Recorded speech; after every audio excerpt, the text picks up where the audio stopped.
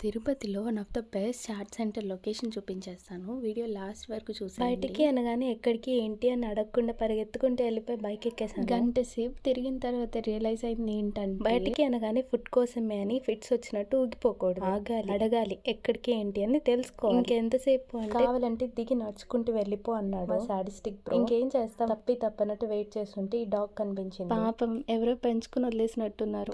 మీరు పెంచుకునే ఇంట్రెస్ట్ ఉంటేనే డాగ్స్ ని అడాప్ట్ చేసుకోండి. లేదు మీ వల్ల కాదు అవ్వట్లేదు అంటే పెంచుకునే వాళ్ళు ఎవరైనా వాళ్ళని అడిగి వాళ్ళకి ఇచ్చేసేయండి. సడన్ గా మీరు అలా వదిలేస్తే వాటికి బయట ఎలా బ్రతకాలో తెలియదు. ఇంకా అలా పనులన్నీ అయిపోయాక ఎక్కడికైనా తినడానికి వెళ్దామా అంటే నా ఫేవరెట్ చాట్ స్పాట్ కి తీసుకెళ్లాడు.